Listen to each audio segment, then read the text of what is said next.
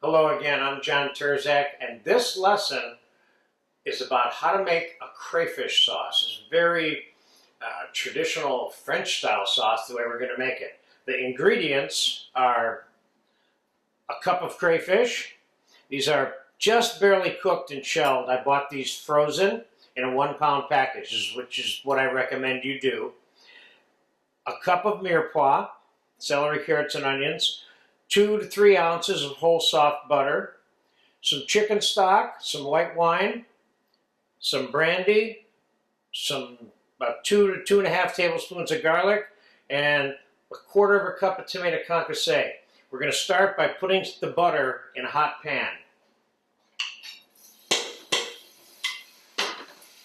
And we're going to add the mirepoix to that.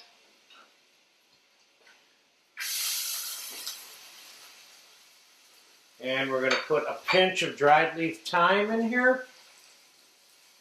And we're going to put a little bit of black pepper in here. And a little bit of salt, knowing that we can adjust all these seasonings when we get to the final seasoning part of the sauce. And we're going to put the garlic in here.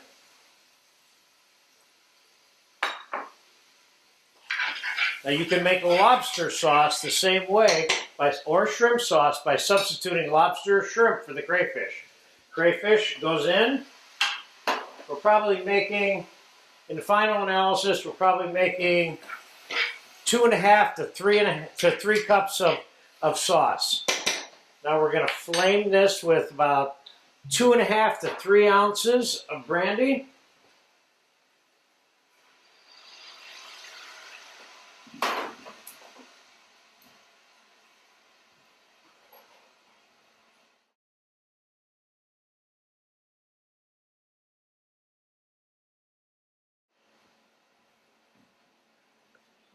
Which you need a lighter for, by the way.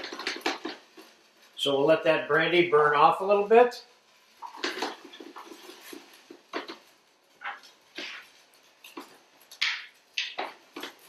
Doesn't have to burn off 100% of the way.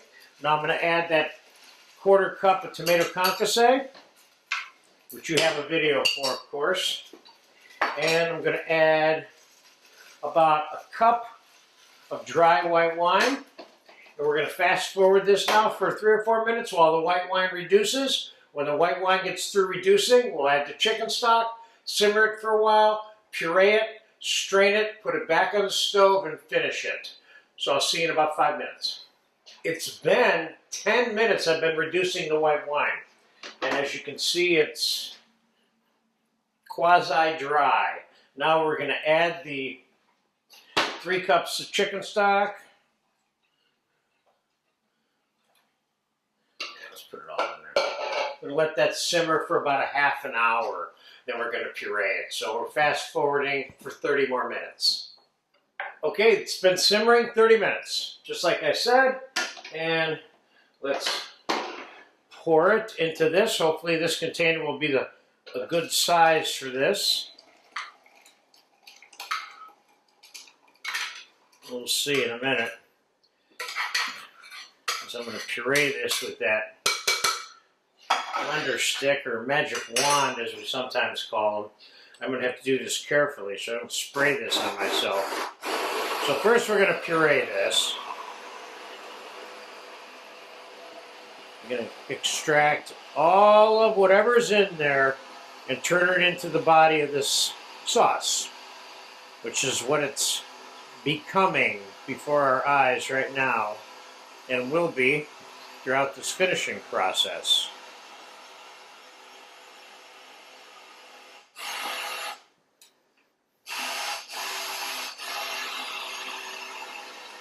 Again, like I said earlier on, if you want to make lobster sauce or shrimp sauce, or oyster sauce for that matter, you just use those items instead of the crayfish and you'll have yourself a good sauce.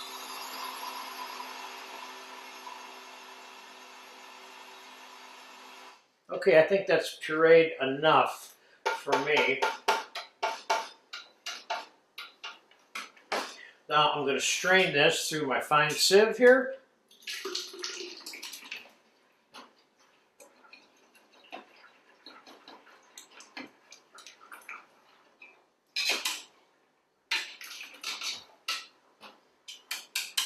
Get a slightly bigger ladle here.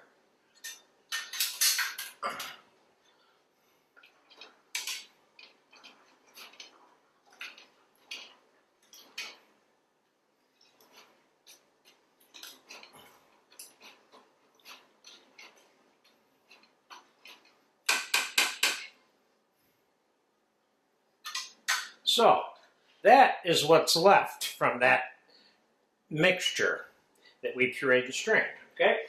That, I would normally discard that. Now, what we have is a juice that is more or less the essence of the crayfish with the mirepoix, the brandy, and the white wine.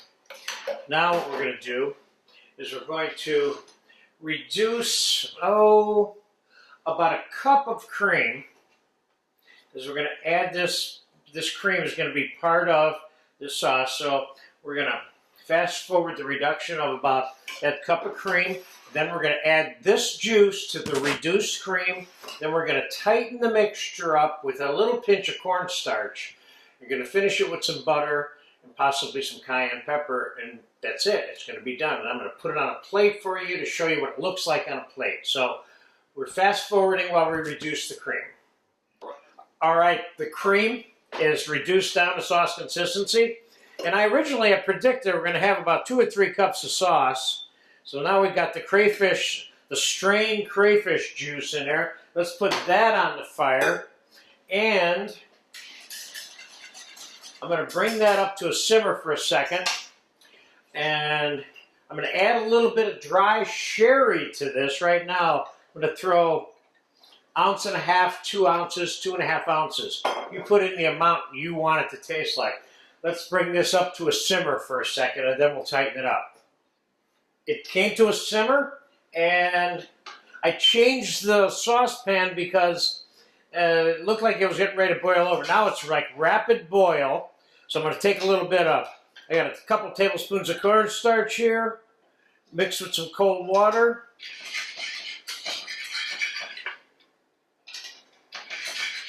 See what that does. We're tightening this up. Now, I could have reduced this stock even before I added to the cream more if I wanted a more concentrated flavor, but I was satisfied with what it tasted like, so I didn't think it needed to be any more concentrated. So I'm putting a little bit more cornstarch in there again now. Okay, I think I got enough. I think I ended up with about 1.5 tablespoons total of cornstarch in there. Let's turn this down for a minute. All right, let's let that simmer for 5-7 minutes until it gets to be where I think is the perfect texture for me to add a little bit of whole butter to it, and then I'll show you what it looks like on a plate as a finished sauce, and we'll adjust and taste the final seasoning also. So let's let it simmer for about 5 more minutes. Simmered for 3 or 4 more minutes, and I think it's right where it needs to be. And I will remind you that I do not have a tendency to make sauces thick. This is, some people might consider this to be moderately thin, but we'll see what it all looks like on the plate. I'm going to add a little bit of cayenne pepper to this, or as they used to say on TV, some cayenne pepper, and then we'll add about 1.5 ounces whole unsalted butter to kind of mellow this out. It will enrich it slightly. We'll give it a taste and see if this needs any salt, which is the only thing it's going to need. Now, you could have, or I could have, added port wine, Madeira. Mainly those would be the 2 things I would add, besides sherry, which is what I did add.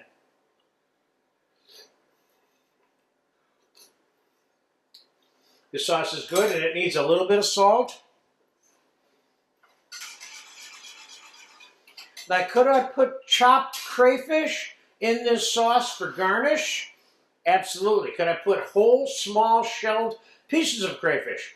Can I garnish the plate that this sauce is put on with a small, whole Red crayfish, yes, absolutely. But this is about making the sauce. That's what this lesson is. So let's put this sauce on a plate. Let's take a closer look at the texture there. There you go. See how that coats that plate? See, to me, this is my idea of how thick the sauce should be. So there you have it. Traditional style French crayfish sauce that can be converted to oyster or lobster. Enjoy it.